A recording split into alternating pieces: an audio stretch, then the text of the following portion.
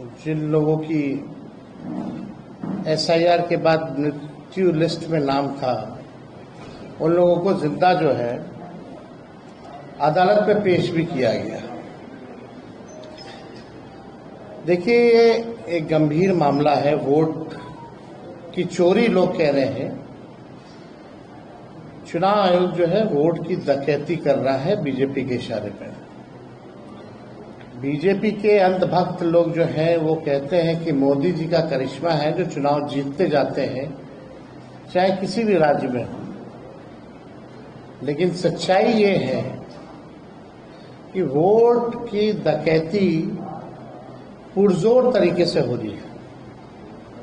अब जब खुलासा होने लगा है तो बीजेपी की बोलती बंद है। आज तक इलेक्शन कमिश्नर जो है प्रेस कॉन्फ्रेंस नहीं किए। आज तक ऐसा कभी नहीं हुआ। और आज आप देखिएगा कि कुछ और एसआईआर में जो प्रक्रिया में जो खामियां रही हैं उसको भी हम लोग जो है उजागर करेंगे। लेकिन पहले बीजेपी का एक फॉर्मूला होता था चुनाव हराने का। सीबीआई, ईडी, इनकम टैक्स को लगाया जाता था।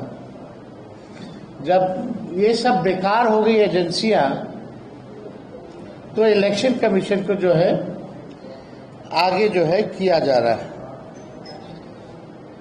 वोट की चोरी, वोट की डकैती इलेक्शन कमीशन ने 2020 में भी किया था। हम लोगों का जो मात्र जो डिफरेंस जो था वो डिफरेंस 12,000 का था और 12,000 में हम लोगों को 10 से अधिक सीटें जो है हरा दी गई 2020 में। कोई 12 वोट से, कोई 50 वोट से, कोई 100 वोट से, कोई 500 वोट से। इस तरह से कई सीटें हम लोगों को हरा दी गई। आप लोगों ने चंडीगढ़ मेयर का भी देखा होगा कि किस तरह से ये लोग खुलेआम, जो तो सीसीटीवी था तो पकड़े गए। इसीलिए चुनाव आयोग ने सीसीटीवी को ही हटा दिया। कितने निष्पक्ष लोग हैं ये लोग। देश की जनता जो है समझती है। और आप सब लोगों को सामने पिछले बार डिप्टी चीफ मिनिस्टर बिहार के विजय सिन्हा जी का हम लोगों ने, आप कह लीजिए कि चीजें जो है सामने लाई थी, खुलासा कह लीजिए या वो अपराध कह लीजिए, हमने पहले भी कहा था। लेकिन आज हम ये कहना चाहते हैं कि चुनाव आयोग केवल भाजपा के लोगों का सहयोग कर रही है, विपक्ष के वोटों को कम कर रही है और भाजपा के जो लोग हैं उन लोगों का एक नहीं बल्कि दो ईपीआईसी नंबर, एपिक नंबर बनाया जा रहा है। अलग अलग बूथों पे भी बनाया जा रहा है, एक ही विधानसभा में। अब आपके सामने एक और खुलासा हम लोग जो है करने जा रहे हैं। ये है मुजफ्फरपुर की जो मेयर है, भाजपा की बड़ी नेत्री हैं, जो शायद अभी प्रत्याशी भी होने जा रही हैं। हम चाहेंगे कि अपने ऑपरेटर को कि स्क्रीन पे जो है सामने जो है लाया जाए। इनका नाम है निर्मला देवी। मुजफ्फरपुर की मेयर है निर्मला देवी। निर्मला देवी, इनके एक एपिक आईडी नहीं बल्कि दो एपिक आईडी है, एक ही विधानसभा के, और उम्र में भी अलग अलग है। और माफ कीजिएगा, केवल निर्मला देवी के ही नहीं, निर्मला देवी के 2 देवर हैं, उन दोनों देवर के भी दो एपिक आईडी जो है। अब ये प्रक्रिया जो है की जा रही है चुनाव आयोग की तरफ से, इतने गंभीर हैं कि ओरिजिनल मतदाताओं को मार देते हैं, शिफ्टेड बता देते हैं, अनट्रेसेबल बता देते हैं, और जो भाजपा के लोग हैं, संभावित प्रत्याशी या वर्कर या बड़े बड़े लोग, डेप्यूटी चीफ मिनिस्टर जैसे, उन लोगों का एक नहीं 2-2 ईपीआईसी नंबर बन जाता है। तो शुरू दिन से ही हमने ये बात कही थी, जब से एसआईआर की प्रक्रिया चल रही थी, कि साजिश की बुई नहीं बल्कि पूरा चुनाव आयोग का एक बड़ा भाजपा के साथ मिलकर के एक भारी जो है षड्यंत्र जो है रचा जा रहा है, और भाजपा को मदद पहुंचाने के लिए चुनाव में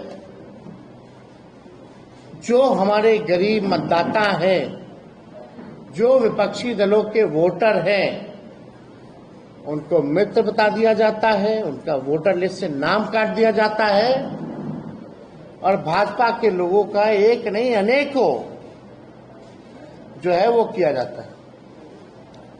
हम लोगों को अगर ये लोग दे दें डेटा, अब तो डेटा इन लोगों ने जो अपलोड किया है लेटेस्ट, वो तो इमेज के फॉर्मेट में कर दिया और फाइल को हैवी बना दिया ताकि हम लोग देख ही ना पाए। फिर भी हम लोगों ने शुरू दिन से कहा था कि एक एक चीजों पर हम लोगों की नजर रहेगी। बिहार लोकतंत्र की जननी है और यहां से लोकतंत्र को हम लोग खत्म होते हुए बैठकर देख नहीं सकते। लोकतंत्र को बचाने के लिए, लोगों के अधिकार और अस्तित्व को बचाने के लिए राष्ट्रीय जनता दल महागठबंधन जो लड़ाई लड़ना पड़े, जहां लड़ना पड़े, उस लड़ाई को हम लोग लड़ेंगे। और किसी भी सूरत में जो बेईमानी करने के इरादे से इलेक्शन कमीशन या भाजपा के लोग यहां आए हैं, इनकी बेईमानी को हम लोग सहेंगे नहीं बल्कि मुंहतोड़ जवाब देंगे। और एक और तरीका समझ जाइए, अब गुजरात के लोग बिहार के वोटर बन रहे हैं।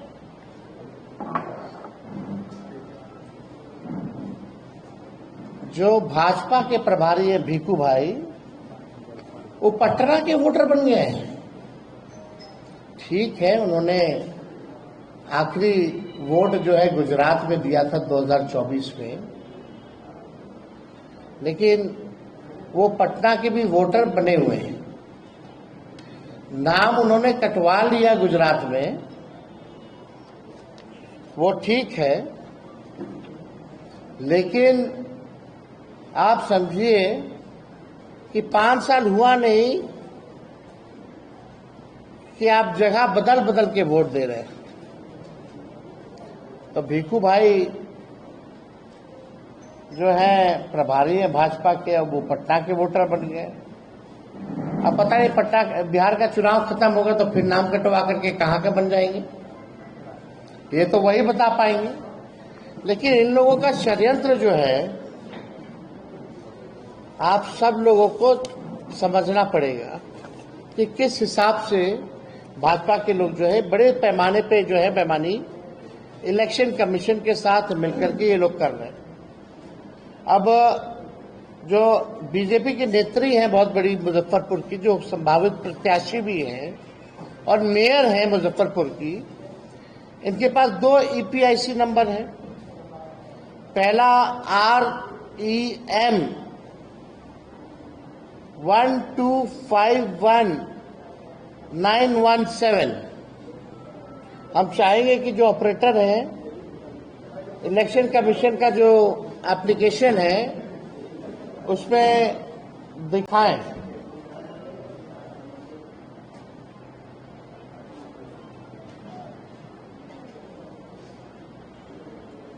REM वाला पहले करना, उसके बाद GSP वाला करना। इनके एक मतलब विधानसभा में 2 अलग अलग, एक ही विधानसभा में 2 अलग अलग है। ताकि कितनी गंभीरता से, यानी इन्होंने भी फॉर्म भरा होगा मेरा तो सवाल ये है ना कि इन्होंने भी फॉर्म भरा होगा, साइन किया होगा, और साइन नहीं किया तो इलेक्शन कमीशन जो अपने से साइन करके अपलोड कर दिया होगा।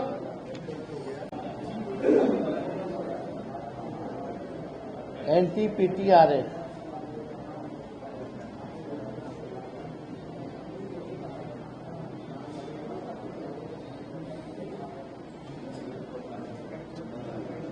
यार वो वाला दिखा दो, इलेक्शन कमीशन वाला दिखा दो।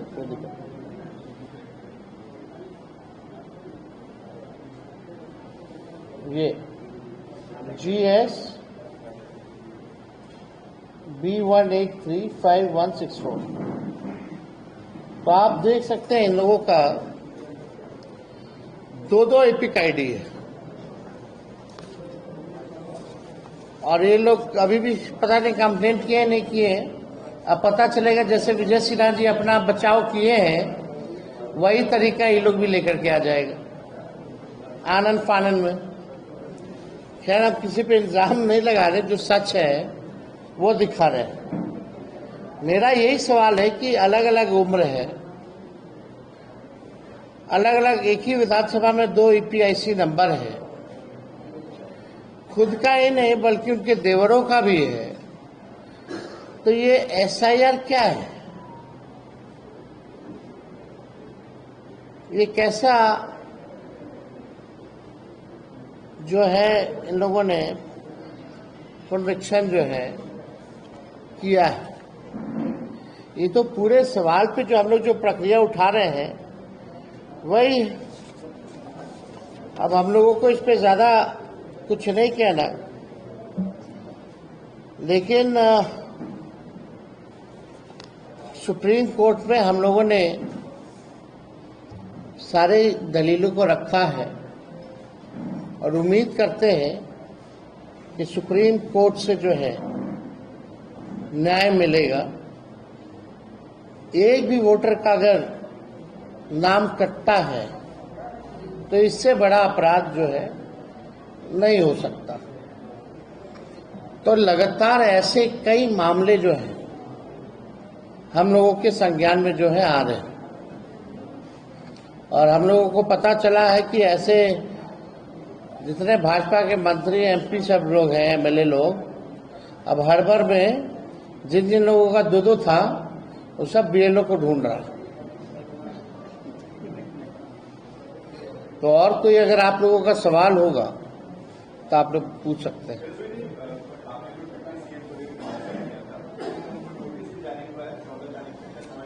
नहीं, आप सोचिए ना, वो अगर हम नहीं करते तो ना उनका नाम कटता, ना वो कंप्लेंट करते, और ना ही नोटिस आता। और अभी भी एक ही जगह से क्यों आया भाई? अपराध तो दो अलग अलग जिलों का मामला है ना उनका, लखीसराय का और पटना का। उनको जो मेरे संज्ञान में है केवल जो है एक ही जिला से उनको संज्ञान में आया। अब नोटिस आने का मतलब है कि बेईमान है विजय सिन्हा। एक तरह से स्पष्टीकरण मांगना ना, हमको तो जवाब देना था वो तो दे दिए, लेकिन बात को समझना पड़ेगा कि मेरा जो एपिक था वो निरस्त हो गया था। At one time I had one. अब कारण क्या है बदलने का ये इलेक्शन कमीशन बताएगा, लेकिन इनका जो 2 एपिक आईडी विजया जी का जो पाया गया है, हमको पता चला जो BLO जो है उनकी वो मिल ही नहीं रही है, कहीं ट्रेस ही नहीं हो रही। बहुत मीडिया के भाई लोग उनके BLO को ढूंढ रहे थे कि हुआ क्या मामला भाई, पूछने के लिए, तो भागी हुई है BLO उनकी। लेकिन गंभीर सवाल है, कोई प्रदेश का कोई उप मुख्यमंत्री है, कोई मेयर है, जब बड़े बड़े लोगों का 2 एपिक आईडी है तो आपने क्या SIR किया है? मतलब वोटर ही कूदता रहे। गलती इलेक्शन कमीशन की, और सुधारेगा वोटर? आम आदमी कूद करके जाएगा। यही तो डेमोक्रेसी में, ये अमेरिका नहीं ना है कि वोटर जाएगा इलेक्शन कमीशन के पास, यहाँ इलेक्शन कमीशन वोटर के पास जाता है। ये तो फर्क है अमेरिका और इंडिया में। गरीबों का सोचिए क्या होगा। बाढ़ आया हुआ के क्षेत्र में चलिए, राघोपुर देख लीजिए आप लोग जाकर के, या और दियर के इलाकों में वो लोग अपना जान बचाएगा कि ये काम करेगा। तो इसीलिए तो हम लोगों ने कई बार जो है टाइमिंग को लेके, डॉक्यूमेंट को लेकर के सवाल पूछे। आप बिना किसी को लूट में लिए हुए कोई पॉलिटिकल पार्टी के आपने अचानक से आनंद फानंद 2 महीने पहले ऐलान कर दिया, चुपके से वो भी, कि आप SIR कीजिएगा। कितने लोगों का? अभी तो 65 लाख केवल जो है गहन पूर्ण निरीक्षण में, जिसमें भाजपा के 2 और आम लोगों को मृत्यु बता दिया गया, जो जिंदा है, जिनको कल कोर्ट में भी पेश किया गया था, सुप्रीम कोर्ट में। लेकिन बात ये समझने की जरूरत है कि ये किस तरह का है। अभी तो डॉक्यूमेंट मांगा जाएगा, जो डॉक्यूमेंट नहीं सबमिट कर पाएंगे तो उसका भी कटेगा। तो ये संख्या केवल 65 लाख तक सीमित नहीं न रहेगी। अब जो लोग बॉम्बे में है, दिल्ली में है, बैंगलोर में है, वो कितना बार यहाँ आएगा और कितना बार हो जाएगा?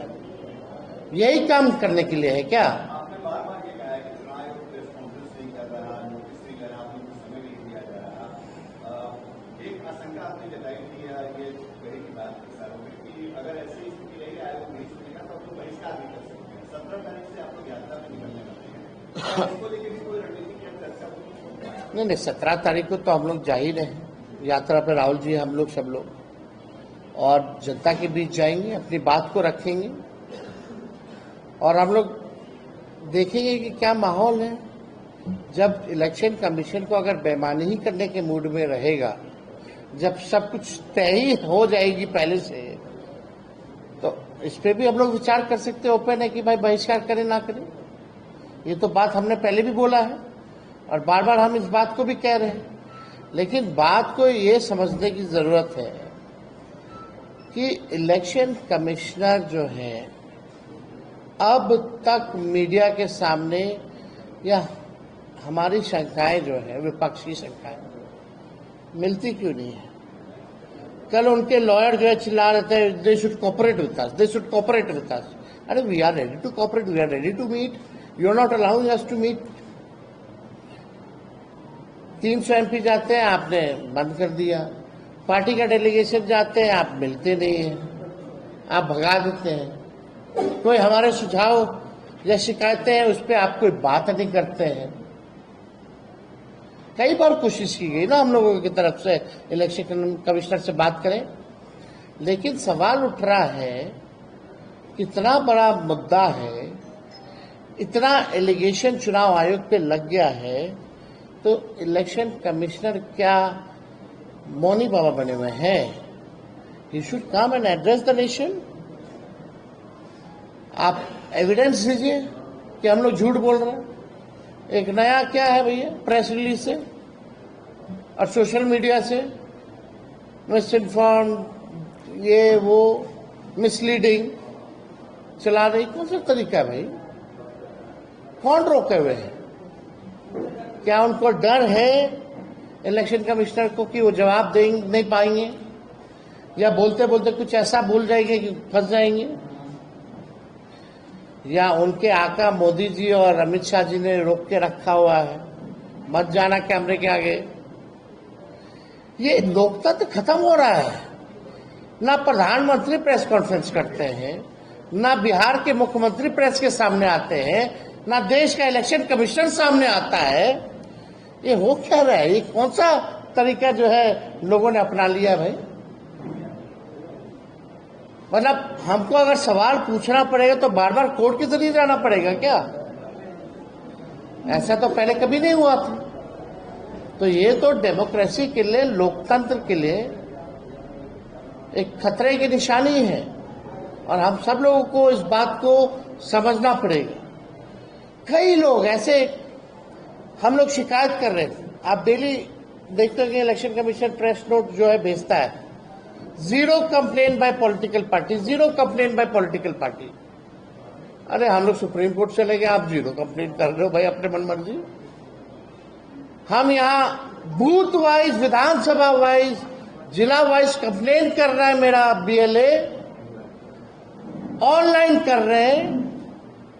आप जो है वो दिखा नहीं रहे हो, आप जो है रिसिप्ट नहीं दे रहे हो, रिसीविंग नहीं दे रहे हो।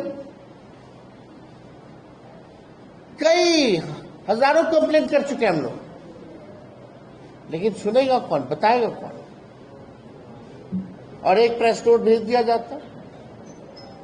तो ये अद्भुत है, ऐसा हम लोगों ने नहीं देखा है कभी।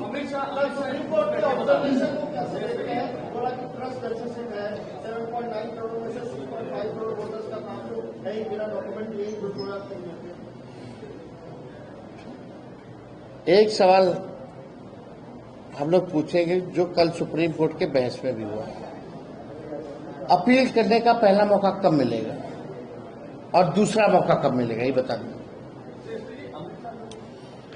ये तो बड़ा सवाल है ना। मान लीजिए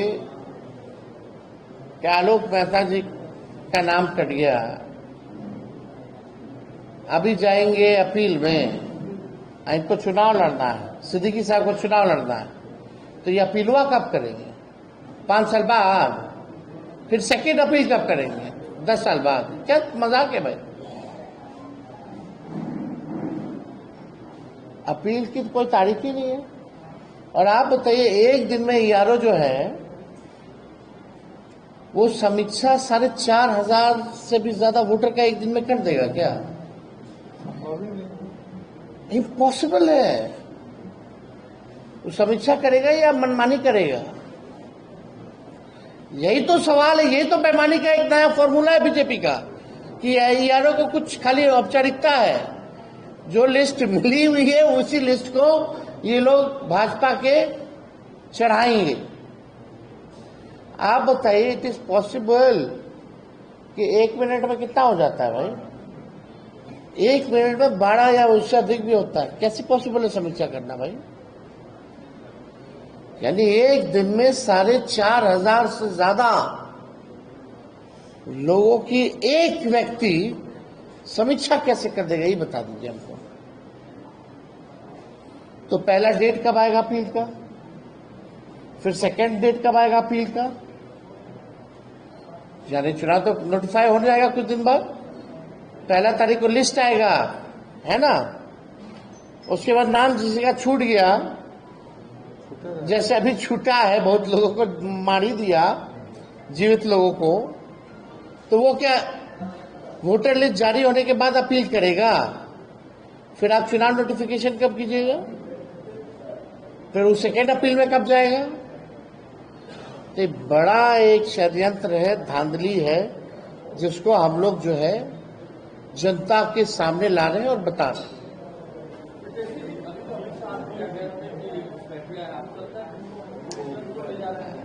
आप बताओ ना, हमको बताओ, एक नाम बता दो।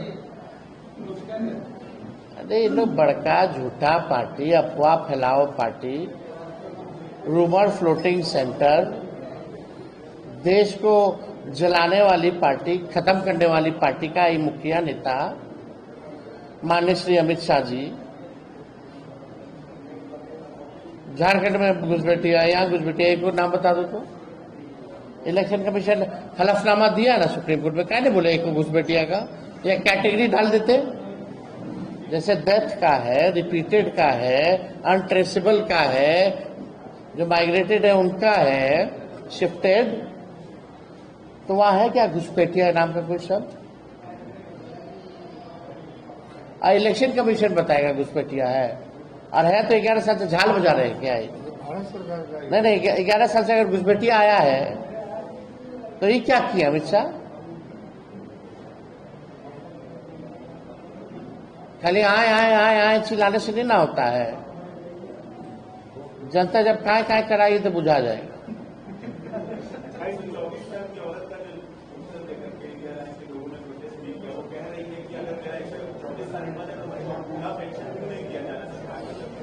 सब तो वही तो सरकारें से ना।